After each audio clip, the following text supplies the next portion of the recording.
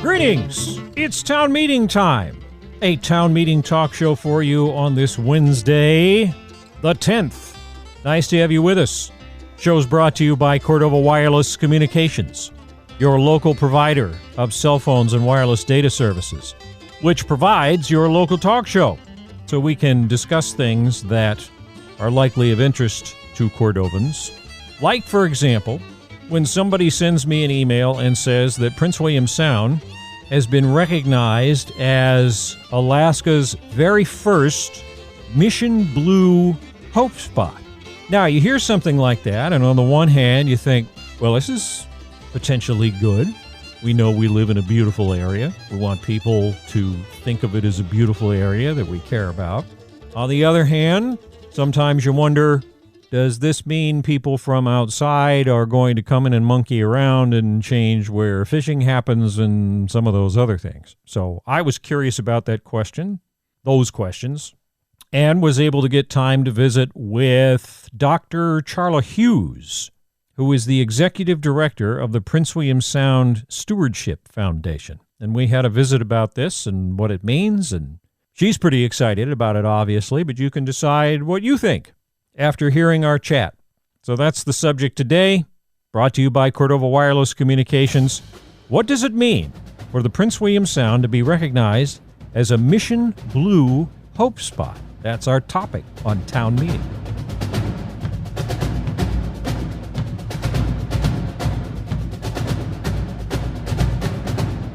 Dr. Hughes, why don't we start with getting to know you a little bit. What is your background and history in Alaska? Hi, so I'm Charla Hughes. I am the executive director of the Prince William Sound Stewardship Foundation. Well, I first came to Alaska about 12 years ago with my now husband, and was here seasonally in the summers and occasionally in the winters, and then left to go to travel a little bit and go to graduate school, moved back full-time about 2.5 years ago, and got involved with the Prince William Sound Stewardship Foundation. I had been in academia for a while, actually teaching English, and getting involved with the foundation was a really amazing way to get to do the things I loved most of writing and storytelling, and community events, and brought together my passion for the environment that's been part of my life since I was little, since growing up swimming and diving and getting to bring all of those things together with a really amazing community has been such a pleasure and a joy. Well, want to describe what the Prince William Sound Stewardship Foundation is then. Maybe some background on it if you know how it got created, and then, what its role is. Yeah, so the Prince William Sound Stewardship Foundation is a local nonprofit that came together a few years ago around a shared love of Prince William Sound. I am the only employee right now, and we have an all-volunteer board that's composed of guides, business owners, educators, scientists, fishers, nonprofit leaders, Alaska Native interests. And this all-volunteer board, many of them have been with it from the start, is dedicated to the mission of keeping Prince William Sound healthy, clean, and wild for all to enjoy. So we work towards that mission through a few different ways, including public education, outreach, and hands-on volunteer stewardship projects. We put on the Prince William Sound Natural History Symposium every May, which is in person and live streamed with recordings online. We have a great archive on our website, princewilliamsound.org, of recordings from previous symposia. It's a great community resource that everyone's welcome to go check out. We also do volunteer projects like marine debris projects. We have multi-day trips that we do in coordination with our partners and volunteers.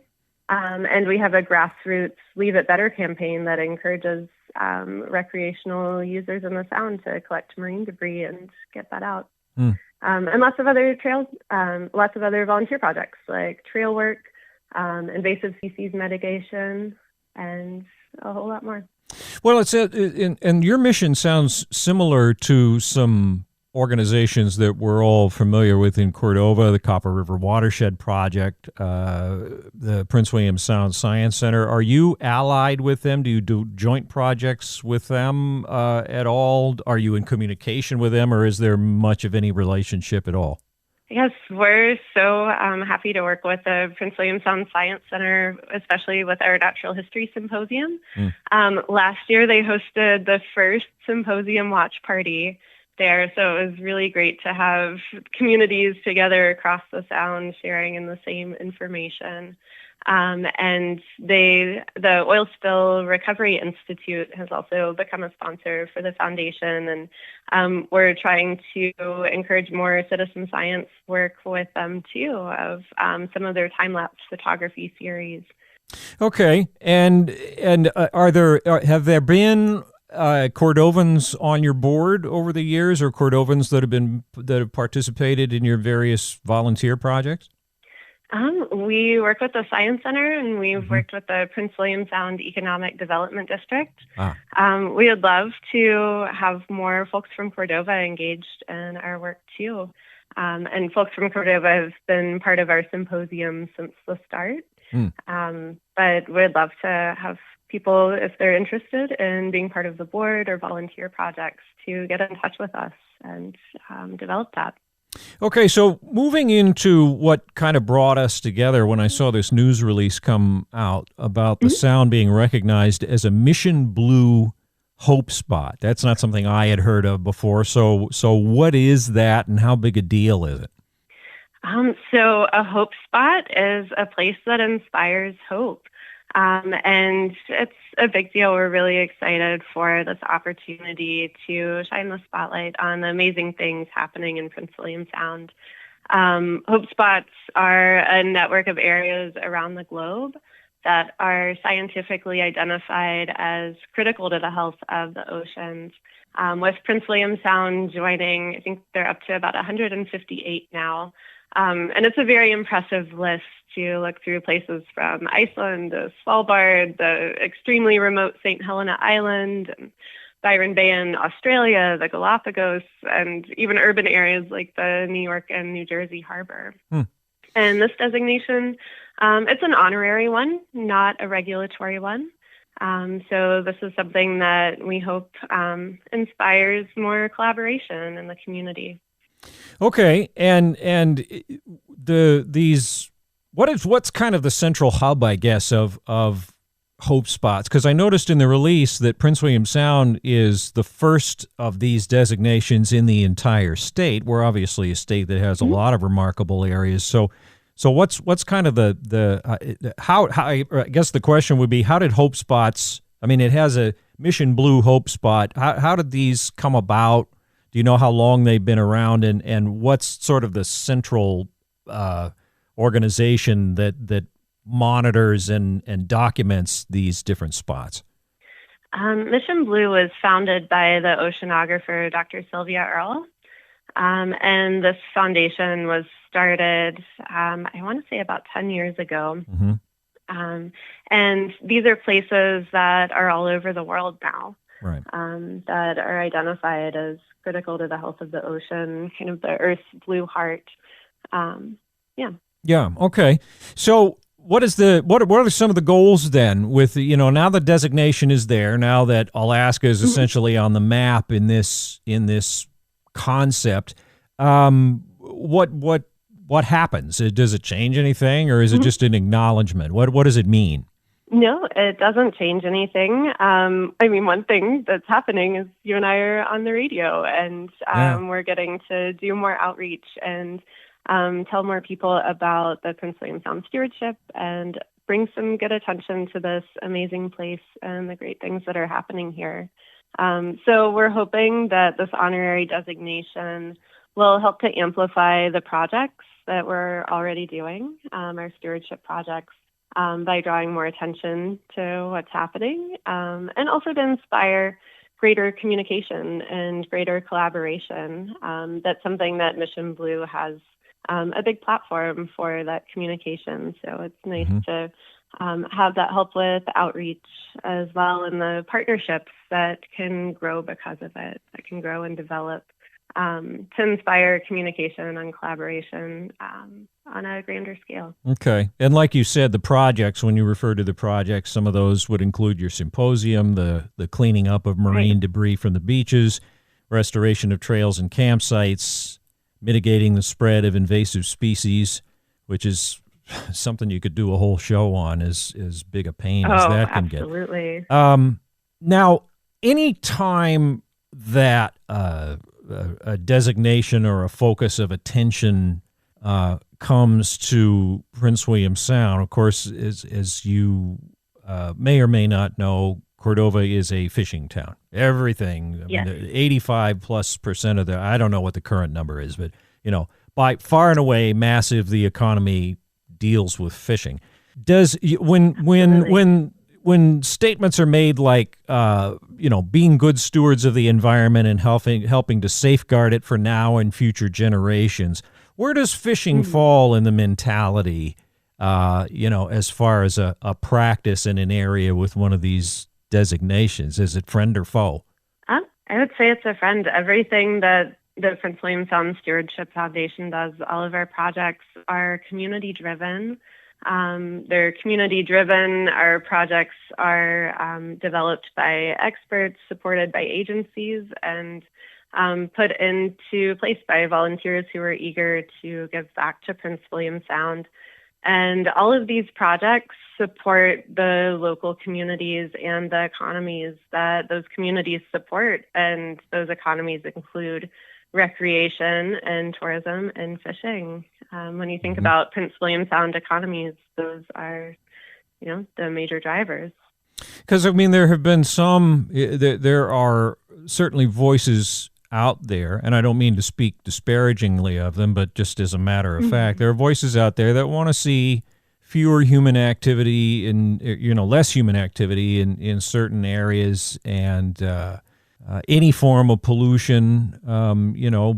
Boats obviously do emit some emission, and occasionally a little fuel gets loose or whatever, all this stuff. And there are voices that don't want that kind of, even that minimal amount anywhere. Whereas we know that fishermen are when it comes to the waters, are some of the most enthusiastic environmentalists there are, because they have to make their living on those waters. But this is not, I take it that what you're doing is not one of these things that wants to extract humans from wild places, but just recognize their value, urge good care for them, and again, nothing that is going to interfere with the needs of a commercial fishing fleet?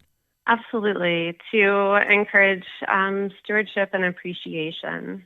Okay, good. Well, that's and if anybody has any more directed questions than my sort of broad, they always, what's so nice about having websites and email addresses and that kind of thing is they can reach out to you, and we'll talk about how to get in touch with you as we make our way through here. So, anything else? Go ahead. Sorry, go ahead. Communication. We welcome the communication to get engaged with us, to contact the Stewardship Foundation and to talk about this more. As I mentioned, all of our projects are so community-driven, and that for us, this Hope Spot designation is really exciting to bring together more communication from people and user groups, and to collaborate. Okay. And I would say to, the direct fishing question, we have a commercial fisherman on our board, and our projects are supported by sponsors from the business community, which also include commercial fishing interests. Good. Well, let's get into that communication aspect of it now. If people want to find out more about the Prince William Sound Stewardship Foundation and perhaps get involved, what are you looking for, and how do they do that?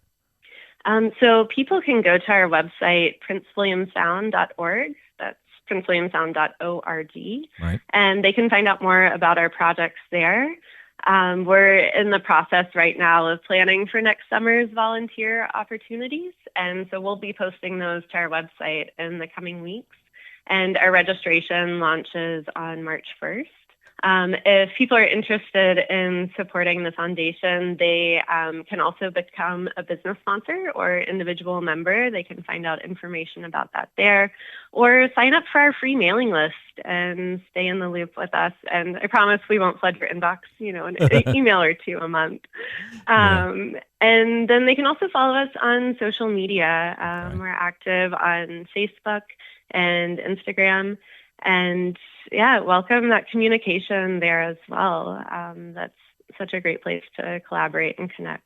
Okay. Well, anything else come to mind that we haven't, covered more broadly, do you think? I mean, what would be some final thoughts? That we're really excited about this designation. I guess I would say it's an honorary one, not a regulatory one, and just looking forward to the possibilities of amplifying our projects and shining some great attention here.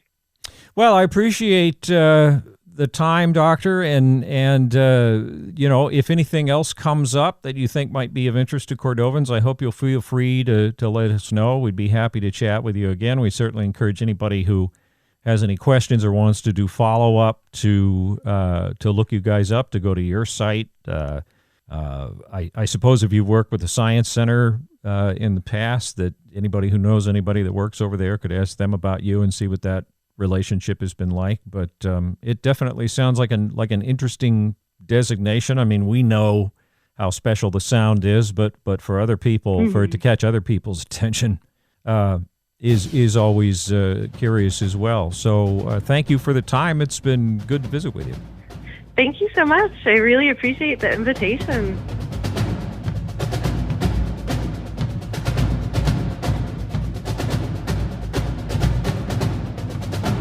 Prince William Sound Stewardship Foundation Executive Director Dr. Charla Hughes discussing Prince William Sound being recognized as Alaska's first Mission Blue Hope Spot. We, of course, hope you found that information valuable. The website, again, for the Prince William Sound Foundation is princewilliamsound.org. If you would like to learn more about the foundation, the Mission Blue designation, how to get involved with things, if you like. And we want to offer a big thanks, as always, to Cordova Wireless Communications for sponsoring this show, so we have the opportunity to bring you information, again, that we hope is of local interest.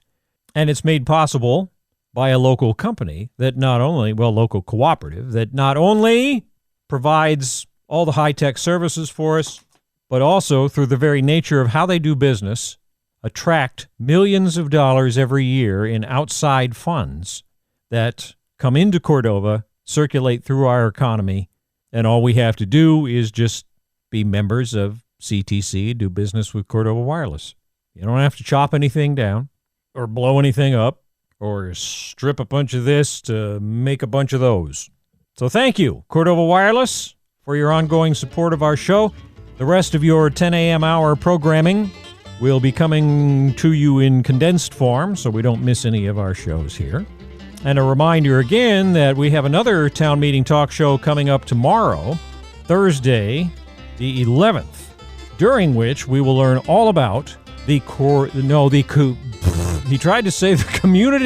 coastal experience. I kept wanting to throw the word Cordova in there, and it's not there, although Cordova is involved. The community coastal experience, which I have to say was this conversation was a fascinating learning experience for me, because I really had no idea what this was about. And it's a pretty fascinating opportunity if somebody has the time and freedom to get involved. So that's coming up tomorrow in this same time slot. Thanks for listening. We'll see you next time.